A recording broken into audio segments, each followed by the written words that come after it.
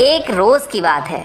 70 शतकों का सुल्तान बना था भारत का कप्तान। मीडिया, न्यूज़पेपर और क्रिकेट के पंडित सिर्फ एक ही चीज तो बता रहे थे, ज्यादा से ज्यादा 2-3 साल और लगेंगे, उसके बाद विराट शतकों के सुल्तान नहीं सम्राट बन जाएंगे। उसके बाद मानो वक्त थम सा गया। देखते देखते 6 महीने गुजरे, फिर 1 साल, फिर 1.5 साल और फिर 2। अब 2021 का T20 वर्ल्ड कप हारने के बाद क्रिकेट के पंडितों की जुबानों से लेकर न्यूज़पेपर में लिखी दास्तानों तक सब कुछ बदल गया। लोगों के सवाल भी 100 शतक कब आएंगे से लेकर विराट टीम में क्यों है, आखिर बीसीसीआई ने कितने मौके और देगा। सवालों से दूर हटे तो दूसरी ओर से खबर आई कि बीसीसीआई ने विराट को अब कप्तान न रखने की सोच बना ली है। हालात बद से बदतर तब हुए जब उन्होंने खुद कहा कि अब मैं आरसीबी की भी कप्तानी नहीं कर पाऊंगा।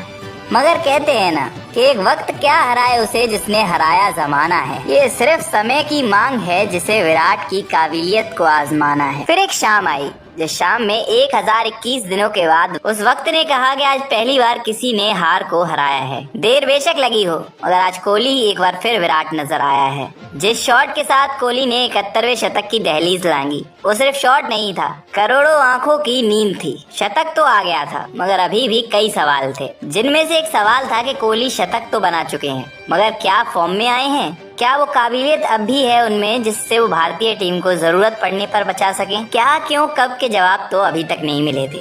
और ऐसे में क्रिकेट के पंडितों का सबसे बड़ा सवाल था कि जब 7,809 किलोमीटर दूर ऑस्ट्रेलिया की धरती पर T20 वर्ल्ड कप कराया जाएगा, तब क्या कोहली भारतीय टीम का हिस्सा होंगे? जवाब में बीसीसीआई ने कहा क्यों नहीं। भारतीय टीम के साथ ऑस्ट्रेलिया के लिए विराट रवाना हुए और वहां पहुंचकर उनका पहला मैच 23 अक्टूबर को इंडिया वर्सेस पाकिस्तान ही था। अब यहाँ विराट की सिर्फ वापसी की बात नहीं रह गई थी, यहाँ तो कुछ पुराने हिसाब भी चुकाने थे। कहते हैं कि जीतने वाला ही सिर्फ योद्धा नहीं होता, लड़ने वाला भी योद्धा ही कहलाता है। और लड़े ही तो थे विराट पिछले 3 सालों में, कभी दूसरों से या कभी खुद से।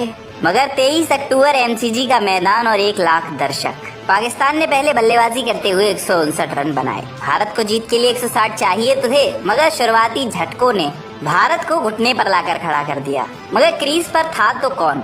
वो खिलाड़ी जिसने पिछले 3 साल में क्या नहीं खोया, अपनी कप्तानी से लेके अपनी सल्तनत तक सब कुछ तो गवा चुका था। मगर इतने बुरे दौर से गुजरने के बाद भी एक चीज उसने कभी नहीं गवाई, लोगों का भरोसा।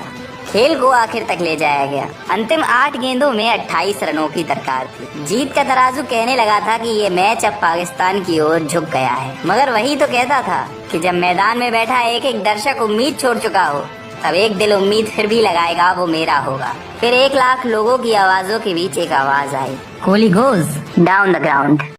ये लाइन नहीं थी, ये पैगाम था हर्षा भोगले का कि कह दीजिए सबसे, ढूंढ लिया उसने खुद को जो खुद में खोया था। अभी तो पूरी कहानी बाकी है, सिर्फ एक किस्सा रोया था।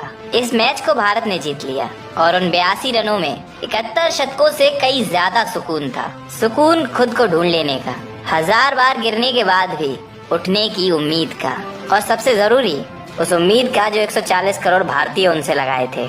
इस मैच के बाद कुछ ही महीनों में वनडे और टेस्ट में शतक जड़कर अपने बीते हुए 3 सालों से हर आंसू का और हर लम्हे का बराबर हिसाब ले लिया। और ऐसे ही एक शाम आई जिस शाम में वानखेड़े की स्टेडियम में बैठा क्रिकेट का भगवान खुद गवाह बना अपने इतिहास को बदलते हुए देखने का। विराट, जिनको अपनी इंस्पिरेशन मानते थे, उनसे एक कदम आगे तो निकले, मगर सर झुकाकर अदब से कहा, this is for you sir. मगर क्या ये सफर यहाँ रुकेगा? बेशक नहीं, क्योंकि पिक्चर अभी बाकी है।